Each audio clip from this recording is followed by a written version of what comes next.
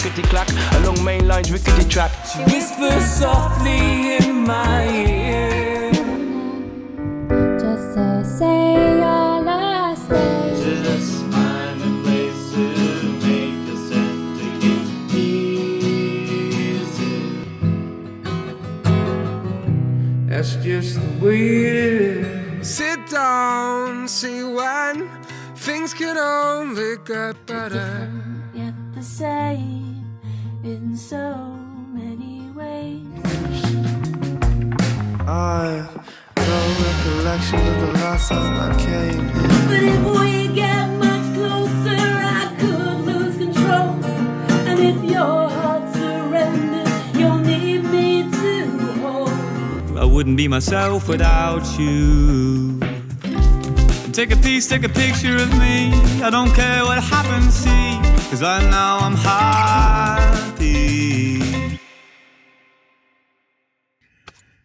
Hello everybody and welcome once again to Kandu Arts for Sustainable Development's Open Mic for Open Minds. My name's Brian Reed, and this is brought to you in association with the Revo Lounge, and we're talking about episode number 84. Now, the reason I'm here early in the morning, okay, is because the clocks went back this week, didn't they?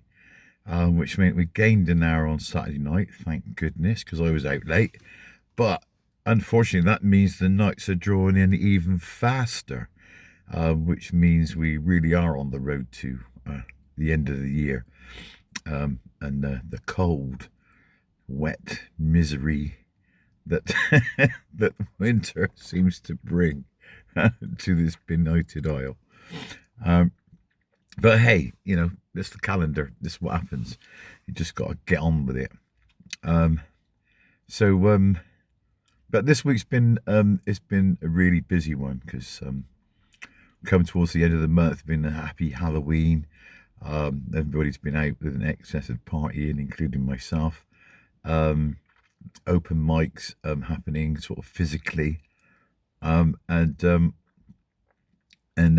people being interacted with, gigs being gone to, and everybody desperately trying to act like things are okay when they're actually not. But hey, what choice do we have but to maintain the appearance of some form of control, of some grip, of some place where we're not like panicked and scared all the time, because you know, that's a pretty debilitating feeling, to feel like you've got no idea what's about to happen, and neither is anybody else, no matter how much they want to say. So we just have to carry on, and like sort of not discuss the elephant in the room. But that doesn't mean we're not thinking about it all the time. That doesn't mean it's not playing upon us, that we're not factoring it in. We're just trying to like sort of feel like we're going about our business as best we can with a minimum of interruption. All right. And that's what we do here at the Open Mic. We carry on with our business with a minimum of disruption, no matter what's going on. And it's been a real pleasure for me to be involved in that on an ongoing basis. I'd also like to say a massive thank you to and congratulations to Gordon Trafford, whose launch of his poetry book, I Bought Flowers, I attended last Friday up in the social hub of positivity, and there was loads of people there. Loads of fun, loads of performers, of which I was one, and it was good. It was nice to talk to people during the day and have them listen. It was really good. So congratulations to Gordon. Thanks to Annie, Trafford Walker, and to Don, my man, whose name escapes me because it's early in the morning, on his mega guitar. But it's really, really, really pleasing to be like supporting colleagues who are pushing out on their own creative and artistic ventures. and I shall be. I think I'm going to be going down that road soon myself. But right now, I'm just really happy that it's time for another open mic, and that you know, we get to show you so many people who are like sort of really ripping it up, and opening up their creative pores. So, without further ado, let's take it away, you amazing open micers.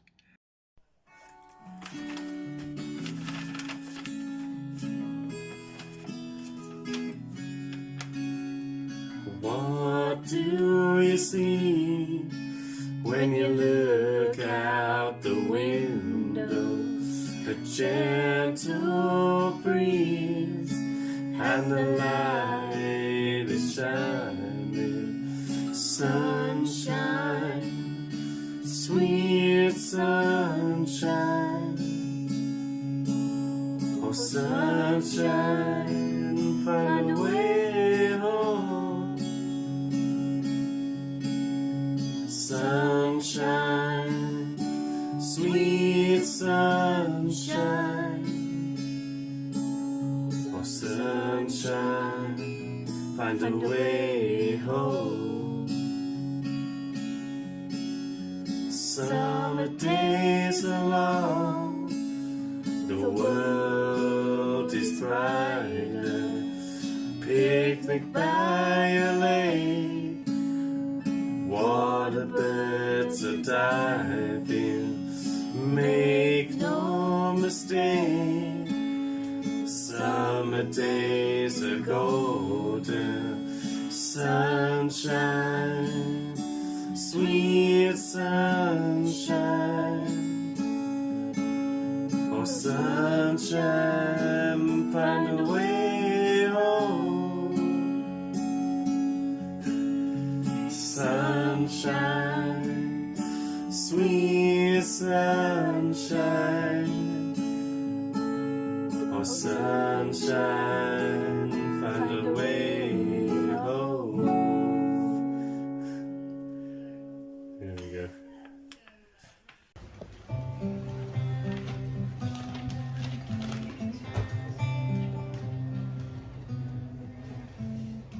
I learned the truth at 17 that life was meant for beauty queens and high school girls with clear skin smiles who married young and then retired. The Valentines I never knew, the Friday night charades of youth were spent on one more beautiful. At 17 I learned the truth. And those of us with ravaged faces, lacking in the social graces, desperately remained at home, inventing lovers on the phone who called to say, come dance with me, and murmured vague obscenities. Isn't all it seems at 17? Those of us who knew the pain of Valentines that never came, and those whose names were never called when choosing sides for basketball, was long ago and far away. The world was younger than today, and dreams were all they gave for free to ugly duckling girls like me. We all play the game, and when we dare to cheat ourselves at solitaire, inventing lovers on the phone, repenting others' lives unknown. They call and say, come dance with me, and murmur vague obscenities.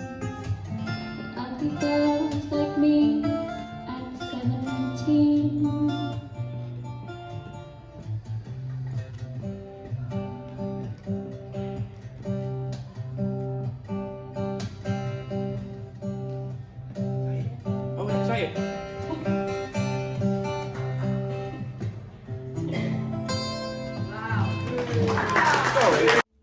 You laid next to me. The moon our witness. We heard the waves strike for the very first time. We were just 15, naively perfect. Your skin, my pride, our clumsy step into the real life. The sands of time, the turning tides that shape the shores we came to break. For after all, somehow we're just those kids learning to start living out the real life.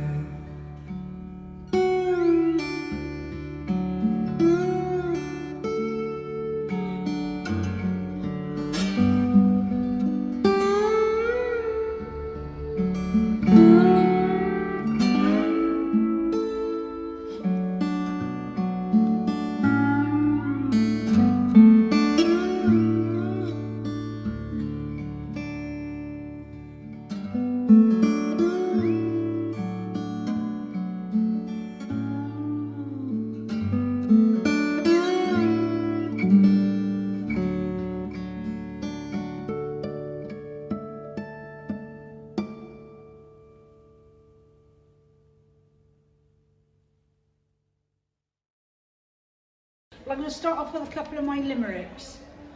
Don't laugh out of pity, please, just ignore them. There was a young man called Fernando who wanted to dance the fandango. He skipped and he danced and he flicked and he pranced and his feet ended up in the Congo. There was a young man called Elvis. My, how he could gyrate his pelvis. He twisted and turned and pulled us back out and ended up in bed back in Memphis. I've got two more you've got to put up with. There was an old lady from Bath Easton one day, decided to kneel down and pray. She prayed, dear Lord, send me a good man so we can frolic and play. Peggy. There was a young lady called Mary, whose legs, it's all right, it's decent, whose legs were short, fat and hairy. She used Veet hair remover and creamed her body all over. Now she's all smooth and not hairy. Right.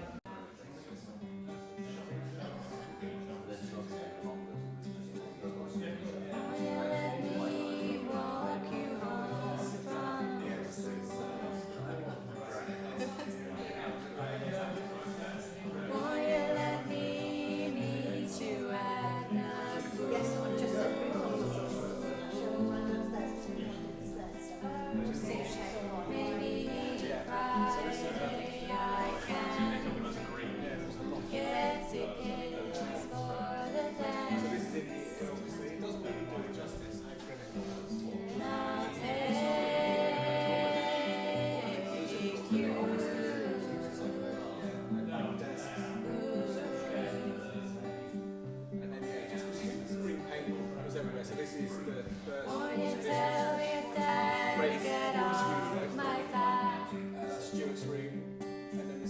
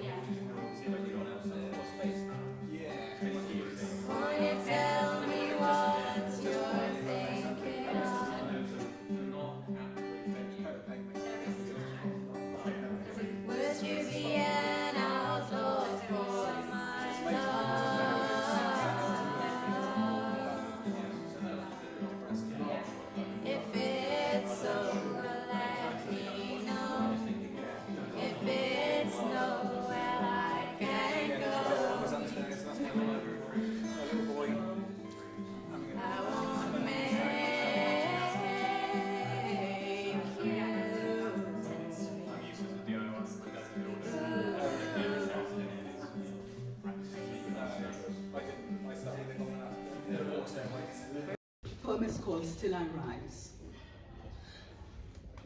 Still I rise. You may write me down in history with your bitter, twisted lies. You may trod me in the very dirt, but still, like dust, I'll rise. Does my sauciness upset you? Why are you beset with gloom? 'Cause I walk like I've got oil wells pumping in my living room. Just like moons and like suns, with the certainty of tides, just like hopes springing high, still I'll rise. Did you want to see me broken, bowed head and lowered eyes, shoulders falling down like teardrops, weakened by my soulful cries? Does my haughtiness offend you? Don't you take it awful hard, 'cause I laugh like I've got gold mines digging in my own backyard. You may shut me down with your words. You may cut me with your eyes. You may kill me with your hatefulness, but still, like air, I'll rise.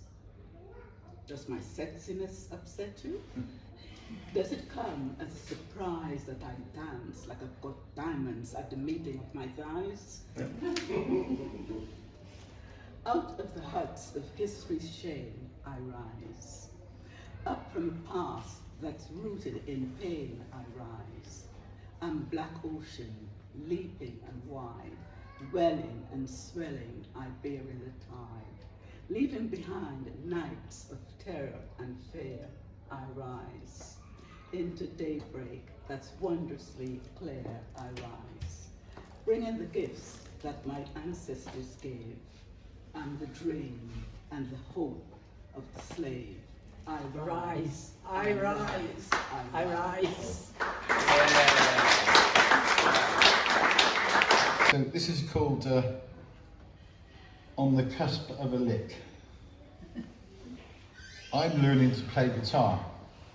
Thankfully, my teacher could train monks in Zen, 12 months in, and I know I'm the worst pupil ever. The one who will not give up, no matter what dissonance they create. Maybe he's begun to realise that this is a struggle to the death, a funeral march out of time. As old dogs need old tricks. But despite that, I'm on the cusp of a lick. I've been a muso since forever with few boundaries or untravelled paths. Ska to hip hop, Pavarotti to punk, funking up regular and dropping in rather than out. Now I strum with gnarly wooden fingers, punctuated by inward sighs of disappointment, strangled by shouts that become wails. I think they call that the blues. I now own 3 guitars, all but one hidden from view, and still struggle with all the chords, both old and not so new. But each week I puff my cheeks and stride into the tab.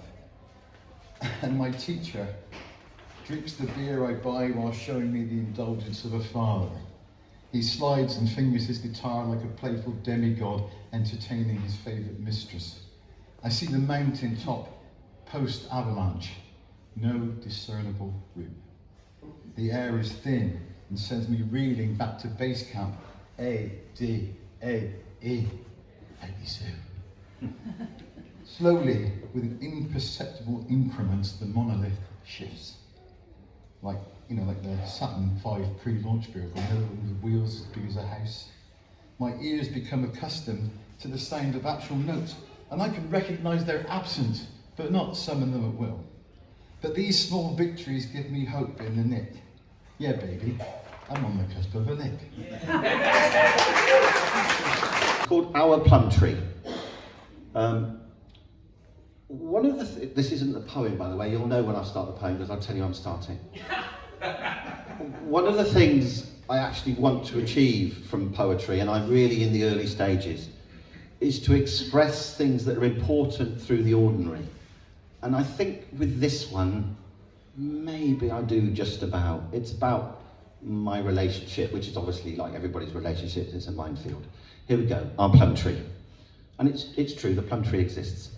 It was a sunny day. We planted a plum tree. The foundations are very important, we told ourselves. I dug. There was both richness and rubble. We identified. Our tree stands vulnerable yet strong. I water it, she talks to it, and every day, alone and together, we notice green shoots and are renewed. And oh, thank you, Ed.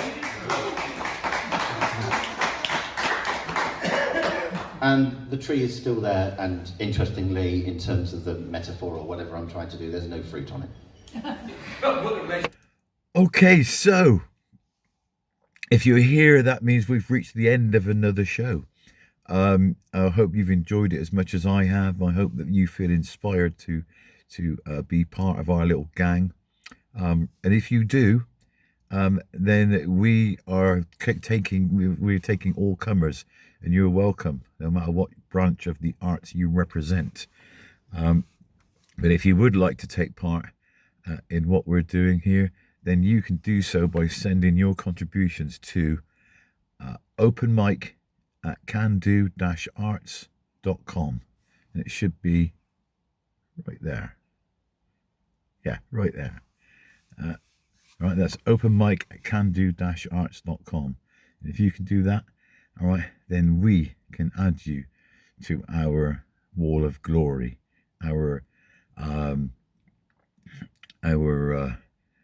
cache of culturality. All right, our examination of exponential potential. All right, which we all have within us. So that's it for me. All right, so it only needs for me to hand you over to the man that helps to make all these things possible every week. All right, the wonderful, the amazing Mr. Ed Deedigan. Take it away, Ed.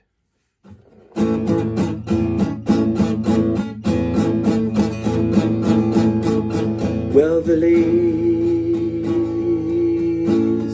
were falling down before the wind blew them round, and the rain was pouring.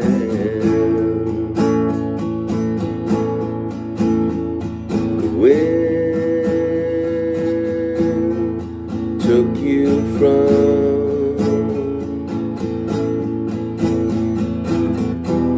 the safety of your shelter.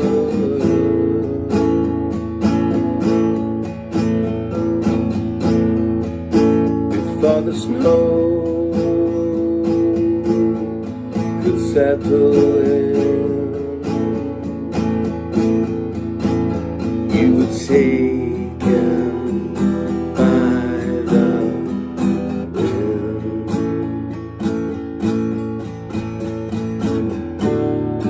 Wasn't it you that said that you felt strong? Wasn't it you that said you could carry on, but you can't carry? You won't carry.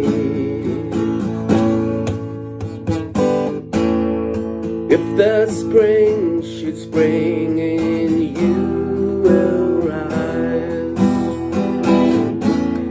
like the storm clouds that form before your eyes. The future looks bleak as the tide begins to rise, and the fires burn, the fires burn, the fires burn the whole thing down, the whole thing down. Well, that was bleak, but then, you know, there's lots of stuff going on. The COP doodah up in Glasgow, interesting. How people in, so say, power haven't got it by now is quite worrying. The cost of trying to fix the environmental damage that we have inflicted by our greed and our stupidity is being considered, when of course, as we all know, that the cost of doing nothing means we're all going to die. We're all going to die! We're doomed! We're doomed! However, I'm sure that if we act on a local level, if we have really good administrations, fair, honest and transparent councils and councillors and soci officers that represent the people, or supposed to, and MPs, I wonder how many times your MP goes to your local council to ask them what it is that they think the priorities, or that they've consulted with the public, are to represent them in Parliament at a national level. It doesn't work, does it? I don't know about yourselves, but we've got one of those blow-in type of MPs that was trying to get elected somewhere else before they came here, so they don't care about where we live. Do vote for things like allowing sewage to be put into the rivers and the seas. This is such retrograde thinking. It's unbelievable.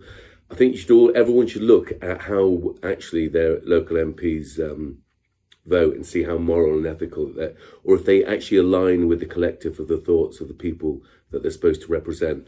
We actually need proper representation, and that has to start at a town council level or a village council, whatever it is, level. Can't play the old games. Can't have the people that have let all sorts of unnecessary building happen, destruction of our biodiversity. There needs to be a revolution, a non-violent revolution, but a revolution.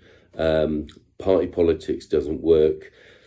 MPs and certainly people like Boris are quite obviously representing the values and the needs, or the whatever, of the lobbyists and the big farmers and all the big industrialists who, for some unknown reason, I don't know, maybe they went to private school, boarding school, whatever it was, have no empathy for their common humanity, or for people in the street there they live, or on the estate or a mansion. Anyway, time for a complete change. This whole representation or non-representation at a local level needs to change. People that have traditionally been in the councils and stuff, who have allowed the society to get where it is, they should have a long, hard, good look at themselves. Anyway, on that positive note, vive la révolution! Très bien.